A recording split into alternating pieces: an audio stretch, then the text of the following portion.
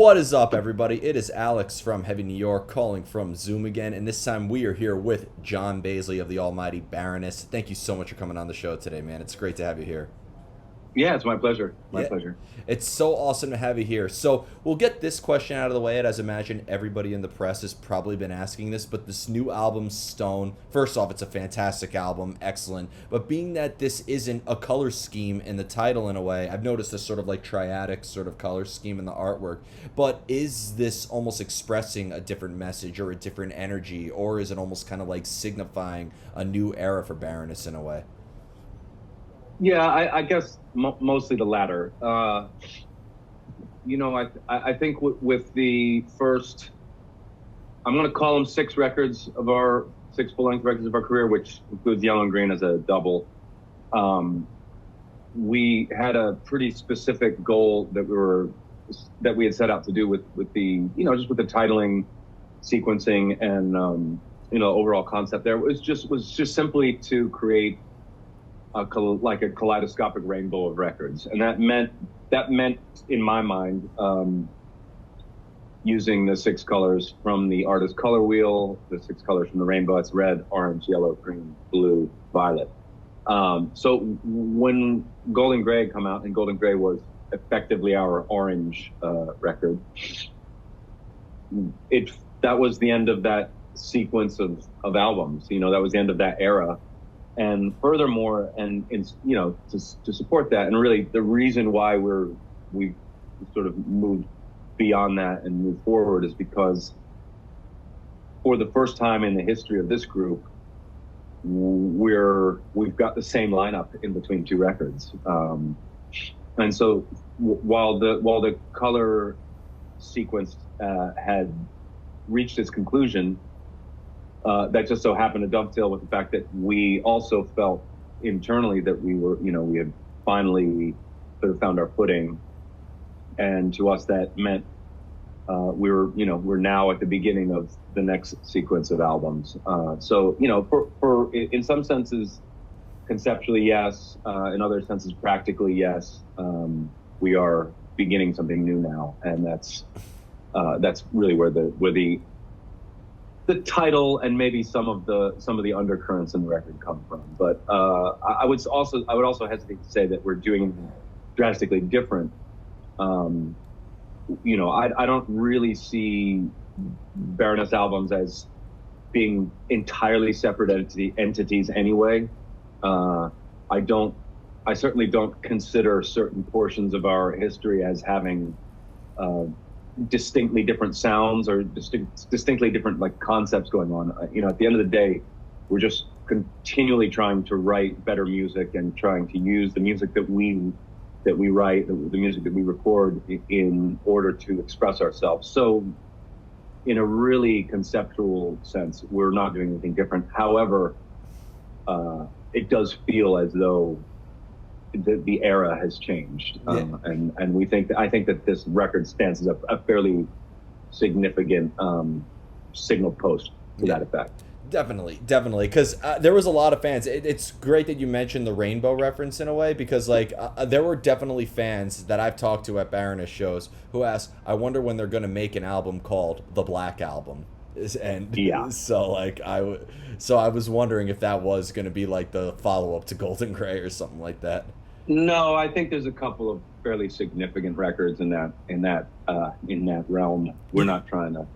Yeah. I think there's a sort of funny thing that's happened in that a lot of I'm distinctly aware of all the artists out there throughout time now who have done albums with colors as titles. Like obviously, Metallica and the Beatles are sort of I think maybe the two of the more famous ones, but also Taylor Swift had Red.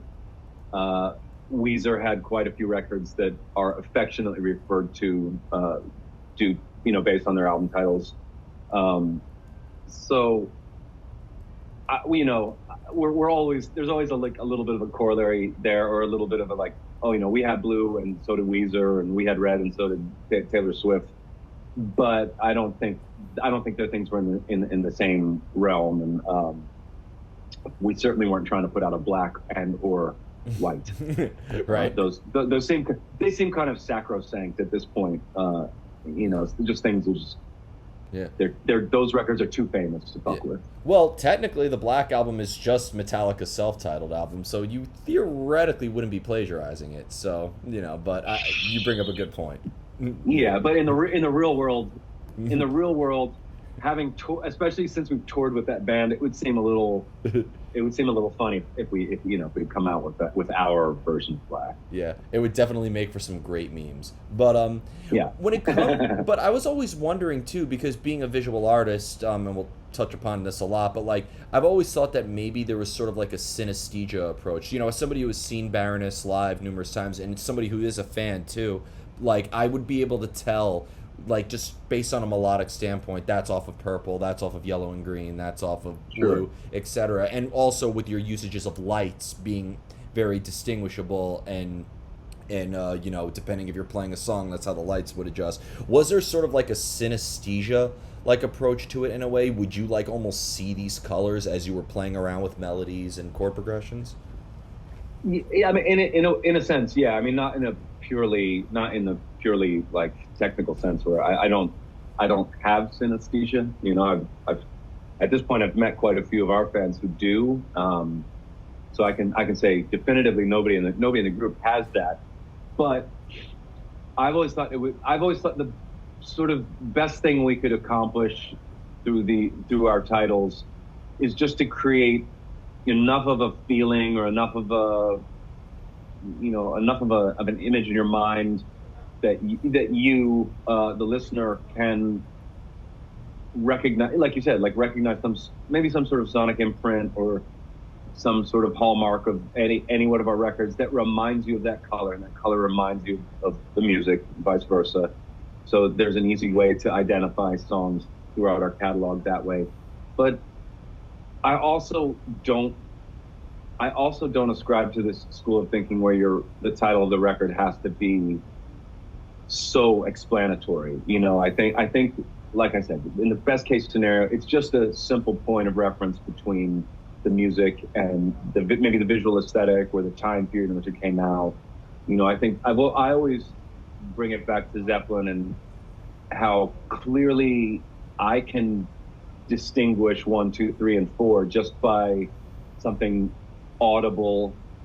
But because those, I don't know, it was something they were a very early influence on me. I mean, Zeppelin was like one of the first, classic rock bands that I ever really got into. So I was like, I just love the fact that those record titles don't say much, but because we as listeners bring so much to the experience of listening to them, there is something distinctly about Zeppelin 4. There's something distinctly about 2, and I don't know exactly what that is because I can't draw those. I can't ration out how I can't explain some rationale that 2 equals this music in any legitimate way. But for me, it does. It's like it's inextricable, the titles of those records and the music on them. But it doesn't. 2 doesn't say much about the music. 4 doesn't say anything about Stairway to Heaven. But because we as listeners draw those connections ourselves, now there's something inexorably linked between the number 4 and Stairway to Heaven for me. Yeah, 100%. So I hope we do something I hope we can do something as cerebral and simple and basic as that with our fans and our album. As a fan, I think you achieve that. For instance, March to the Sea off Yellow and Green. That is, without a doubt, I think, like your most, like, for lack of better words, optimistic song, at least from a melodic stance. It's catchy. Yeah, maybe not from a lyrical stance. Yeah, not from a lyrical stance, but from a melodic stance, there's something about it. I mean, I transcribed it on piano one time, and it's, in the key of, at least on piano sense, in C. So, like, that's always, like, the most major note from my standpoint. So it is, like, a very... I think it would more legitimately be an F, but yes. Yeah. It makes sense. Yeah. I don't know. I've given myself a fair share of it doesn't matter. Yeah, but like Purple, at least, and I'm speaking from my own personal standpoint, but Purple, for me, has always been sort of like a sickly color in a way. And when I listen to Chlorine and Wine or Try to Disappear, like it almost kind of has, maybe it's also because for me on a personal level that album came out at a relatively dark time, but like that, like for me, has that sort of association with it. So I do like see, and this could be my interpretation of it, but like I feel like really when like when I listen to that music, even if I'm not, like if it's just playing on an MP3 player, I see those colors. Yeah. You know what I mean? So Right, and so like that I think that's the best we can hope for, is that there's just a simple point of connectivity between the title, the imagery, the lyrics, and the music. And for me, the most compelling thing throughout my history of listening to other artists create music, is when I'm able to draw that sort of parallel, when there's an image in my head and some aspect of the lyrics that I remember from a record, some aspect of the music that I remember from the record. But as a listener, I don't want facts laid out in a way that's too precise or too accurate for me, because my experience listening to music is in finding myself in other artists, whether it's lyrics, music, visuals, or whatever. I bring my all, the sum total of my lived experience to whatever I listen to, and I find myself there. So it's been also my experience that when the music is laid out in a more direct, sort of prosaic narrative way, that can have the effect of sort of shutting those doors for me, whereas I can't bring myself into the music, but I'm listening to it as an outsider. I prefer with Baroness that we take the insider's approach, whereby our music is always reaching outwards towards our audience. It's always reaching outwards sonically, stylistically. We're always trying to absorb new things, and we want to create records and an environment through in a world or a universe through our music that allows anybody who's susceptible to it to come in and listen to it. There really are no boundaries that we put up to try to limit our audience or try to push our music towards one type of listener more than another. I think I like to think that there's something there for everyone. We certainly have come from, more like a punk rock, DIY, metal, hardcore, whatever. We've come from that scene, but I've noticed all throughout our history that our fans don't exclusively come from that place. yeah. And I don't think that the point of our music is to speak, is to preach back to the choir messages that they've already received in far superior ways than we present them. What I think the value of our band is that we can sort of smudge those delineations between genres, between scenes, between age groups, between whatever, and our music, because our music has elements of classic rock, it has elements of electronic, it has elements of folk, it has elements, but like it's got the aggression maybe at times, and the volume of harder edged music that from the scene that we came up in, but that's not just simply the point. So we try to create these pretty broad sonic landscapes for people, so that we don't feel tied down to anything, so that we hold ourselves to a very high internal set of values and expectations. So it's it really is about creating music that could potentially reach a wide variety of listeners, and I think we try to do things to support that. Yeah. And when we release these records. And in addition, to add to that, like, you have some very, very thought-provoking lyrics. Like, just for example, "I will bury your bones inside my garden," I think is one of my personal favorite vocal intros of all time. Like when I listen to "Shock Me," like "In the battle you only brought your shield," which I felt like is very like thought-provoking, as almost like you feel unprepared for something, but you continue fighting. That's my interpretation of it. But have you always needed the music before you came up with these lyrical themes, or has a lyrical idea, or even the colors that you had in mind, maybe help dictate the direction of the music? There's really no one way. There's no one singular way that I've ever worked. I actually think if I had some codified systematic approach to writing songs. I don't think I'd write very good songs. I think for me personally, creatively, the interesting thing about writing songs is that, and creating records, is that it's always done a little differently. Like even down to a microscopic scale, like songs I don't write two songs the same way. I prefer having as much in advance as possible with regards to lyrics or ideas or concepts.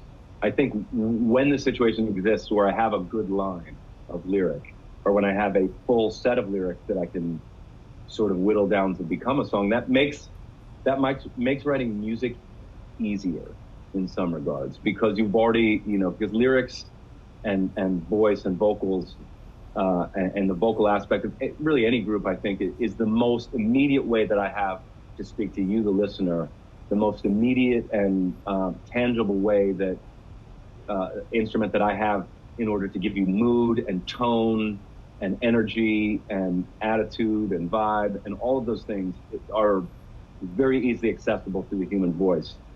Each instrument has, it has more limitations, more restrictions in terms of how it gets you there. So if I've got lyrics first, that it tends to make the act of writing a song maybe quicker, maybe more easy. But with Stone, we wrote all the music first, and that's not the only record we've done that with. There's been plenty of records where we've sort of had that, but I appreciate in more typically created records, I tend to like having some lyrics in advance, some left up to chance. But I guess at the end of the day, I really don't have much control over the way that, that my art is created. It's based on impulse, it's based on instinct, it's based on a feeling. The four of us, when we get together, in order that we keep working, and when we were working on this record, this was certainly the case, in order that we always had something to do, we didn't always have to have like an endpoint goal. In fact, what I really appreciate most about Stone was that the record, in many ways, is about the process of writing, and is about how we had to figure out a means and wherewithal to create this music over the period of time which it was created, with lockdown and COVID going on, and all the things that sort of spilled out from that. So yeah, I mean, I wish I could say that there was one particular way that writing music happened the best, but sometimes it's just the case that if one song is written lyrics first, concept first, added, idea first, and then you create the music to support that idea. That's not the outcome is a little different, but fundamentally it's no different than if we create the music and then find a set of lyrics that help support that music and its attitude and its environment, its sort of thrust. But that's all me just trying to gloss over the fact that I don't really have any control over how inspiration works and how creativity works. You just sort of have to use your gut to let inspiration guide you in whatever capacity it does, at whatever time it does, because it's such a precious and it's such a rare thing to have that, to have that drive to create something from nothing, that whenever it happens, I don't question the technique or what order things happen. I'm just happy that it's happened. Yeah, it really is a tremendous feeling. And what's more important than a particular lyric or a particular type of music or particular presentation, all we're doing is we're using guitars, drums, bass, voice, keyboards, what have you, the production of our records, and all of our tools as musicians. They're all tools to express ourselves. So really, the idea of making a record is ultimately the idea of self-expression.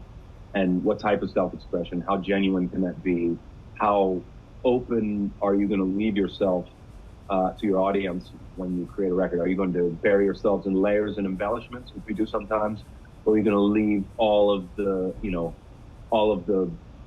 sort of blood, sweat, and tears of a recording session audible? Do I hear, can I hear myself breathing in between takes? Can I hear the squeak of like the foot pedal on the drums? Can I hear the amps in the room buzzing and humming? Or do I want something that's a little bit more orchestral and layers and layers of sound on top of one another?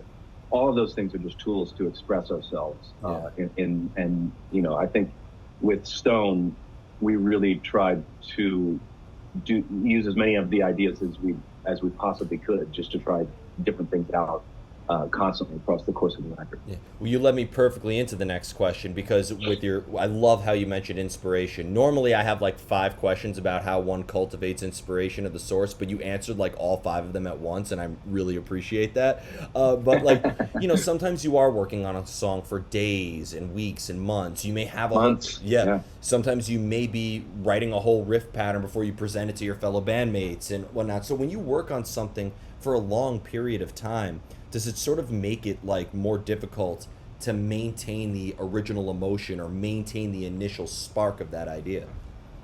It certainly can. It's something I think that we as the songwriters, or we as as in the world as songwriters and artists, we have to be aware of that. We have to be aware that the longer we spend on something, the more danger we have of falling off the edge of the ridge into self-perfecting and correcting mistakes and glossing over edges and in the pursuit of perfection. So what I've chosen to do is I've chosen to define perfection slightly different, and especially with this record, I think it's interesting that you mentioned that, because we recorded all of the instrumentals for this in late 2020, early 2021, and the record literally wasn't finished until the end of 2022. There was quite a huge delta in between instrumentals and songs with lyrics and vocals. And because the recording process that we had with this was focused so heavily on capturing energy, which means capturing early takes, which means we'd never gotten to the point of like full completion in terms of writing a song. We got the arrangement lined up. We would rehearse these songs for 2 or 3 days, just like in absolute marathon sessions. And as soon as we had an arrangement but no details sorted out, that's when we would record. So the music always had, if we recorded three takes of a drum, of a rhythm track or something, Seb would be inserting different fills with each take. So each take that we would do would have like a very distinct sort of direction to it. And that's because we didn't overwrite the songs to begin with. Now, when we left the studio and we had 12 songs, which we cut down to 10, and I had to apply lyrics and vocals to all of these songs, I hit like a pretty serious creative block, and it took me then a year to even find my bearings. It took us getting back out on tour and touring a shitload before I had something to say for this record, before I had accumulated enough experience and enough direction that I felt there was some value to the stuff that I was writing. So when it came time to do to lay down vocals and lyrics, even though there had been this massive period of time in between, I wasn't interested in going back and tweaking the music too much and like fixing things.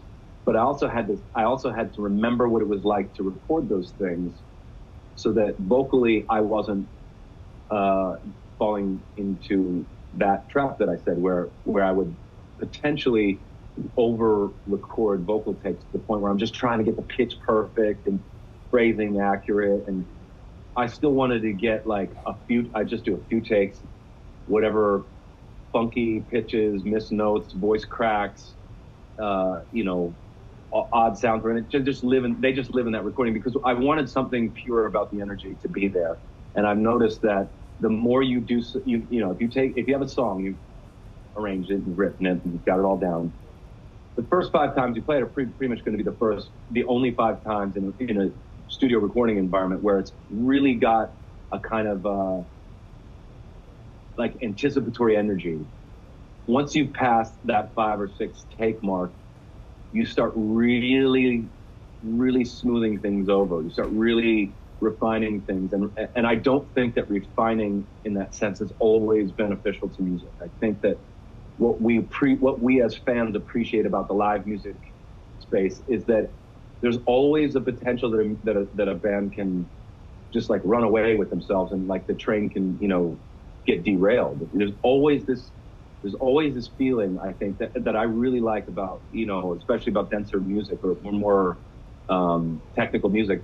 I don't like purely fluid technique. I appreciate edge, you know, and there's always been edge. It's, you know, it's like Maiden or Priest. Well, I say Priest because Priest has all edge, and Maiden's like sometimes a little too like glossy for me. You know, it's like I totally see that. I totally see that. Why were Slayer and Metallica, you know, boosted into this like upper echelon of like commercial music?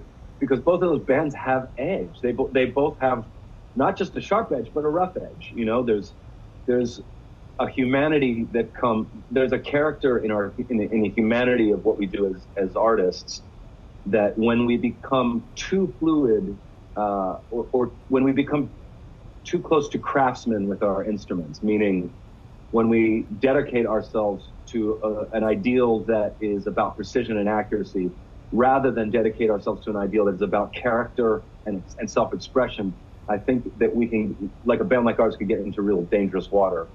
So I always, and with this record especially, like really opt for a take that, while it might have a few rough moments in it that I'll certainly do better in the future, it's still got that initial sort of excited, passionate, like fired up energy that can be quite hard to capture in a studio environment, but is always very readily available to the live. And I think what works so, you completely have that, because I've seen Baroness play at big venues like Terminal 5 or Webster Hall, but I've also seen you play at St. Vitus or Brooklyn Bazaar, and both are just equally epic experiences. I equally get lost in both. Some shows I'm just fixated on watching you and everybody perform, and then other times I'm just, you know, moshing with the crowd or having a good experience, and in the end it's a Baroness experience, and that's something that I've always resonated with me. And that lead me into asking if, depending on what you sing about too, because when I listen to Last Words and Beneath the Rose, and with this whole album with Shine and the Dirge and Choir, like I feel like every song has a thought-provoking meaning behind it. But even with like the lyrics that are expressed in Purple or Golden Gray, you've approached things from a very personal standpoint. You've approached things very metaphorically. I felt like that there's some narration throughout your albums that almost tell a story. So depending on what you're singing about and what you're expressing, does it feel like you channel a different energy or channel a different mindset to execute that? I mean, I probably do, but the way that I approach it is slightly different than that. I think that all we have to do as artists, and especially as vocalists, all I have to do is mean it. I just have to feel it, and I have to mean it. So whatever I have to do on stage, in a studio, in rehearsals, to mean what I'm saying, and sometimes that's in more of a literal way, where if I'm saying something that is particularly harsh, I'm going to say it in a particularly harsh way because that's how it makes me feel, and all I have to do is allow myself to feel something while I'm performing. In the same way that if I need to say something that is that best expresses itself through tenderness and fragility, I've always got that as well. I mean, because as musicians, we are also human beings, so I think it's obligatory on good musicians to access their humanity, to access their emotional core, because it helps us express, you know. And all the act of expressing musically is in my opinion a large part of it is that it is a form of communication that I have with the outside world, with an outside world that I so often feel at odds with. Where socially I don't have a particularly easy time, where environmentally there's many places I don't feel comfortable when as I've navigated this life. I know that through music I am able to directly communicate with people in a way that feels to me quite honest, quite heartfelt, quite sincere. And because it's nonverbal, it's not always, it doesn't always feel like a case of me, the artist, telling you something, but it feels more like our shows to me work best when they feel like conversations. And the only thing that I have to do is start the or the only thing that we as a band have to do is start the conversation. We come out on stage and we begin to play music. The beauty of the type of music that we play and the scene of, like extreme music, whether it's noise, whether it's death metal, whether it's punk, whether it's hardcore, whether it's fucking singer-songwriter stuff, I don't care. The stuff that I listen to, stuff that's got emotional weight, it's got passion tied up in it. When that's transmitted from the stage, absorbed by the audience, and then reflected back, and that's singing, dancing, just feeling it, staring, being engaged and being in the moment in a venue, that gets reflected back up on stage, and that's like a fuel cell for us. Like we use this circuit that's now started to then re-energize ourselves, transmit that emotion and that expression even harder towards the audience. And then it becomes like this sort of back and forth conversation. We go harder, you go harder. We go harder, you go harder. And the best shows and the only good shows that we'll ever play are the shows where the audience is doing a better job than we are.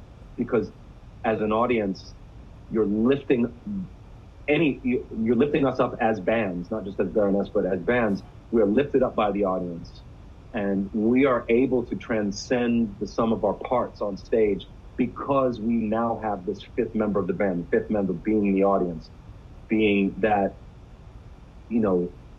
at times unendingly energized fuel cell for the communication of music through the show. And I think, again, one of the wonderful, most beautiful and awe-inspiring aspect of music as an art form is that music really loves an audience. It really loves everybody.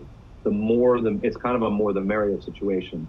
Whereas I think, literature, cinema, visual art, it can be an intensely unique solo experience as well.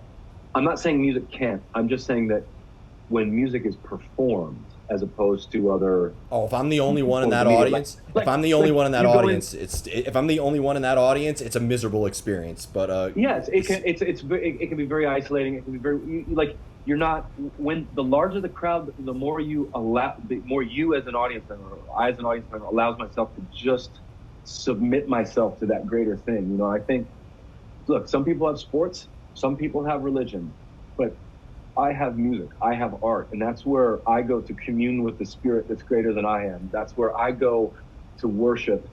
So the act that I perform as the artist isn't it. The act that you perform as the audience is what I go on stage for. Yeah. Because I like to see, I know what the four of us can do in a rehearsal room. I know what the four of us can do on a stage with no one else listening. We can play our music confidently. What we're always missing is the audience. And when the audience gets added into the music and is an instrument of energy in every way the same as my guitar is an instrument of energy, then music can really transcend our expectations as musicians, as the authors of it, and it can, when I'm seeing a band who's powerful and who moves me and who makes me feel something, gets me all fired up. I might not be aware of it, but my joy, my exaltation, my that overwhelmed feeling that I have is actually felt up on stage, and I don't think that. I think that everybody should. I think that people should understand that. It is a really critical thing. So when we make records, we're always making records without that really critical instrument involved. So we're just trying to approximate that energy. We're trying to present you with something that you can then improve for us when we come to town and play shows. Whether it's P5, whether it's Webster or Irving or the Meadowlands, wherever, it doesn't matter. Like, audience and scale is important, but like different audiences at the end of the day, it's always just this beautiful communication of energy between the stage and the audience. And I personally like it when that audience is at a size where I can visibly see the expressions of the people in the back of the room. Yeah. That size to me is perfect for the type of music that we play, because I like to play the audience. I hate the idea of getting out on stage and just sort of, running through the hits that everybody wants to hear. I think the experience of listening to music and the live experience can be better than that. I think it can be this exalted thing, but it really takes the coordination of everybody. So what we try to do, what I try to do with our records is, I try to write music that's sincere to me, that's genuine to me, that I'm fired up about, that I'm passionate about. That passion that I have, that we have as a band, then gets transferred to you, the audience. And then there's this implicit thing like, hey, let's all get together this fall and fucking see what happens when we throw all of this shit into one room, put it through some massive speakers, give everybody a floor where they can cry, where they can sing, where they can mosh, where they can dance, whatever it is. And let's just, let's put all these ingredients into one room and just see what happens. That's the beauty of, that's another beautiful aspect of music, is it's just unexpected. So the game of performing live is a game of never knowing exactly what's going to happen. You hope that it's going to go well. Sometimes it does, sometimes it doesn't. But the more we do it, the more I see how valuable it is, how valuable a therapeutic tool it is for me, how valuable a tool it is for me to just feel comfortable with the world, because this type of communication is so incredible. And I think right now in 2023, and I hope this extends into 2024 as well, I just think there's a great fucking thing happening in music right now. Oh, 100%. Especially music with like a little bit of an edge right now. There's just so much exciting fucking hardcore happening. There's so much more diversity and much more goodwill in those scenes. And there's so many bands that are just hitting it so hard right now and are playing at such a fucking fantastic level. I can't wait for us to, re-enter that fray. It's been a while. It's been a year or two. Yeah. And you led me perfectly into the final question I wanted to ask you, if you got time for one more. And that is, I actually, I don't know if your publicist mentioned this, but I actually wrote about you in my college thesis. I mentioned you, Jacob Bannon, Mike D from Killswitch Engage, and Mike Shinoda from Linkin Park, because I went to art school. Oh, nice. I went to art school, and my thesis was visual art through music. Is it really the same thing? And this is going to be kind of like a long question. It's like two questions in one. But you're a vocalist and a fantastic lyricist. I consider Baroness to be the thinking man's metal band. You are a fantastic guitar player with your own signature tone. When I listen to the riffs in Shock Me or March to the Sea or Try to Disappear, Chlorine and Wine, I know it's coming from you. But then there's your visual art. The first time I saw your visual art was on the artwork you did for Darkest Hour back in the day, but I've seen your visual artwork for Skeleton Witch. I've seen it for Clever Tack. If I bastardized that name, forgive me, but like I've seen all of your artwork, and I do look forward to seeing the artwork for Baroness. When I saw your art exhibition in Brooklyn a couple years ago, it really provoked a lot of thought for me. Is there a similar energy that you channel into your visual art as you do as a songwriter? Is there a similar creative process? Is there a similar emotion? Do you maybe need the music before you come up with a vision? And the same could be goes for when a band is your client.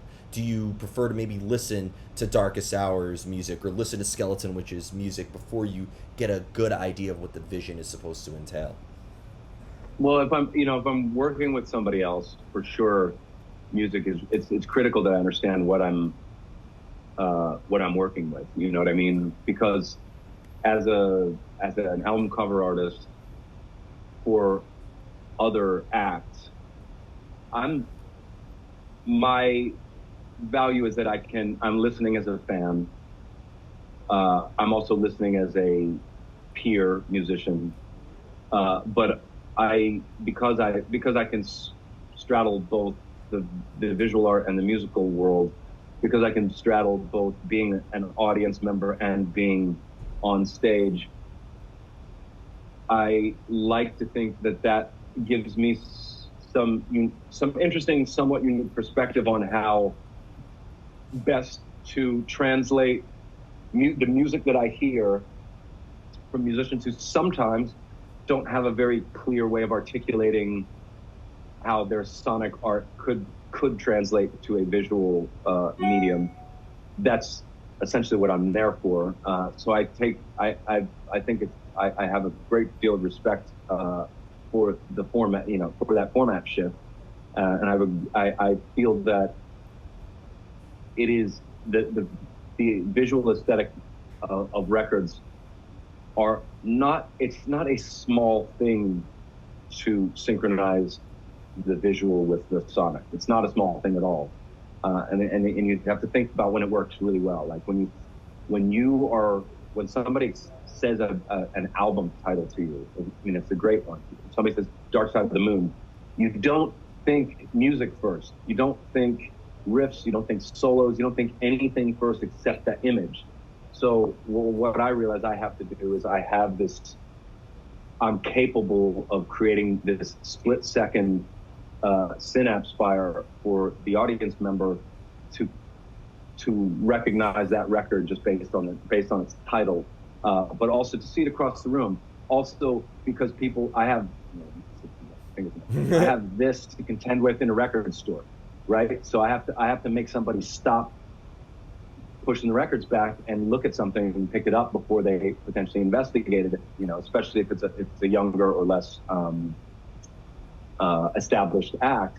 You need something to grab attention. There's so many reasons that I think visual art is an important aspect of music.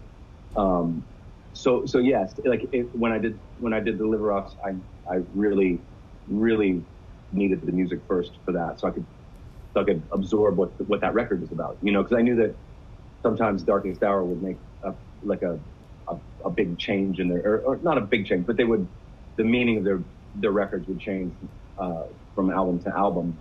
I mean, not like if I was doing like a Motorhead thing, like I know my world, I know what lane I got to drive in with them. So it's a delicate thing, but it's also a huge responsibility and obligation to work with a band and create that thing that people are going to think about when you say the album title. However, when I'm working for us, the process is a little more intertwined. The same creative driver that gets me up in the morning to write a song or to work with melody and work with sound is the same internal creative driver that gets me up to start creating imagery and start writing lyrics and really anything else creative, I think, comes from the same place. The act of creating is different though, because when I'm writing music for Baroness, it's not just me. It's there. I require the other 75% of my band in order for a song to become a Baroness song rather than just my solo song. You know what I mean? So there's a more communal aspect to creating the music, whereas making our album covers is a little bit more of a singular personal experience, where my duty and my obligation is to my band members to represent our album in a sophisticated way or in a genuine and sincere way. But because I'm the type of artist I am, and I have a style that I can't really avoid, I can't really change things up easily, then I know that the visual aspect of our band is a little more like singularly coming from me. And so again, it's just a matter of I have to trust my instincts. I have to try not to lead too much with the artwork, which is fine because typically the artwork's not started until the record's well underway. But yeah, it comes from the same place, but it's a different activity. When I'm making an album cover, I'm in my studio for weeks on end without seeing or talking to anybody else.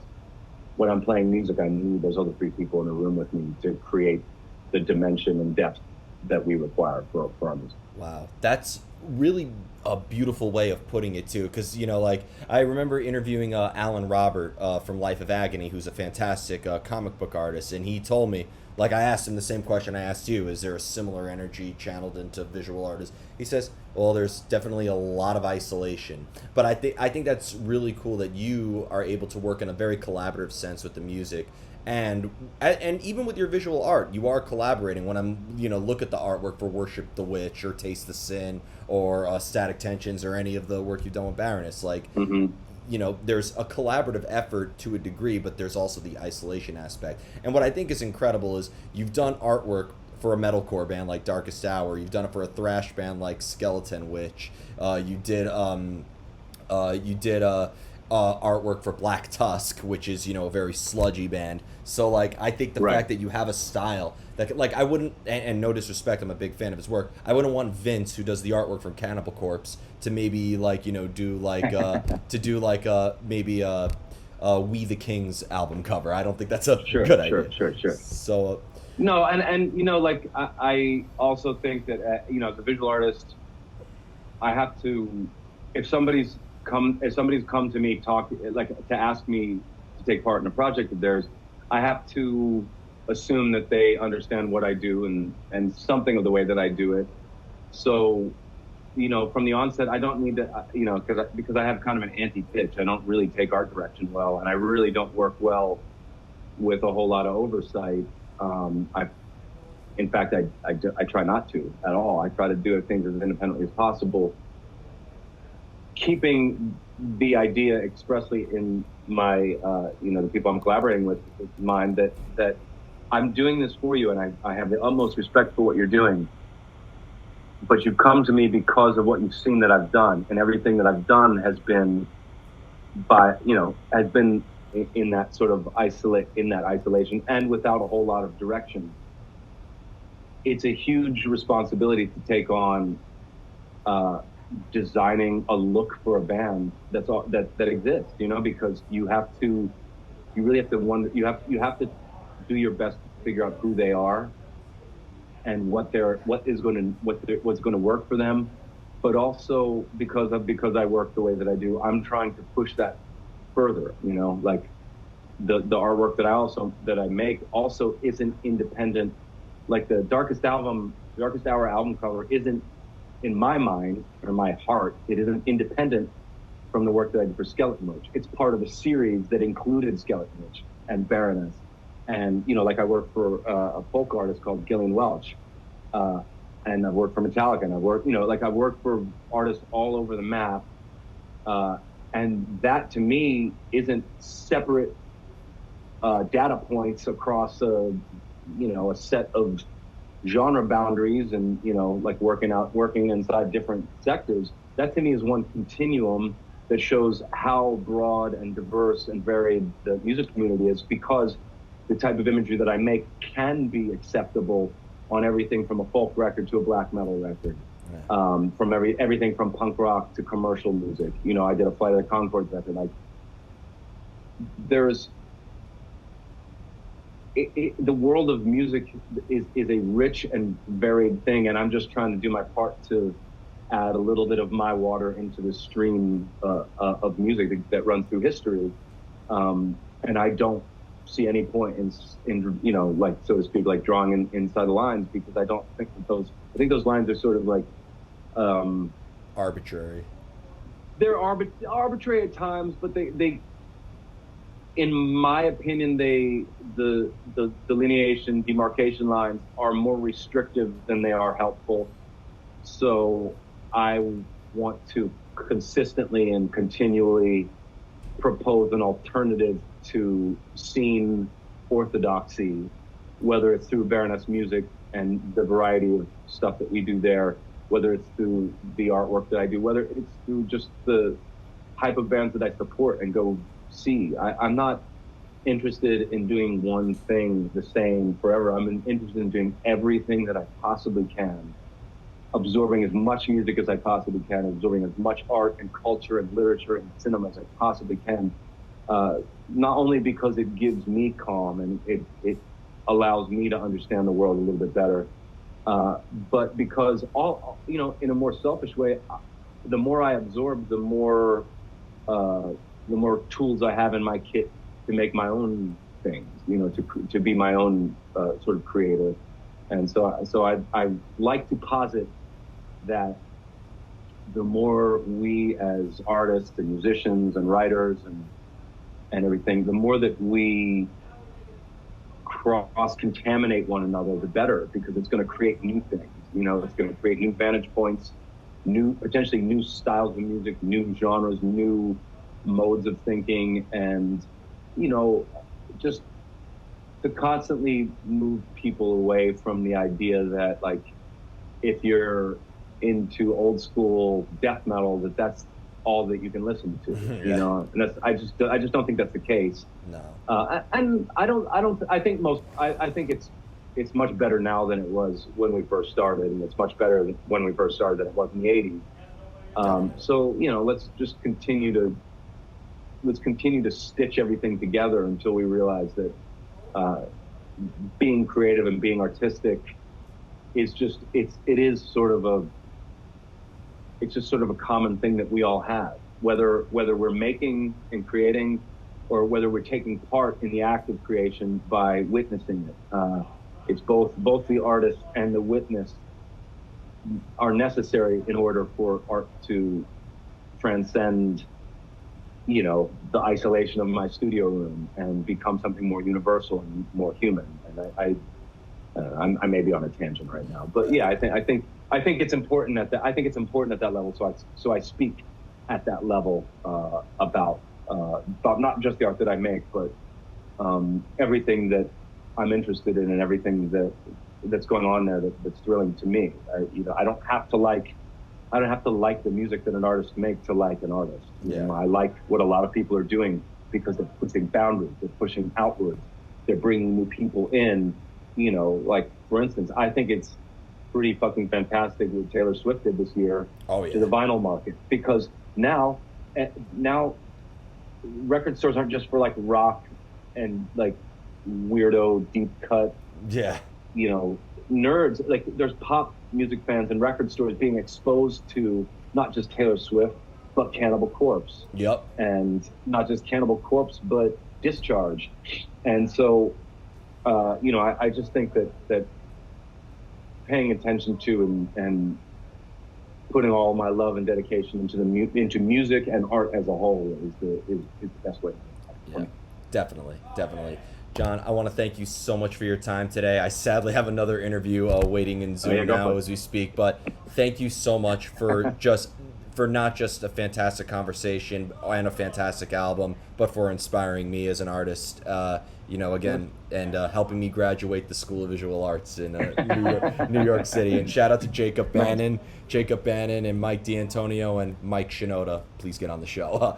But everybody, we are here with Baroness. Stone out September 15th. Be sure to pick that up. This is Alex from Heavy New York, and we will see you next time. Cheers.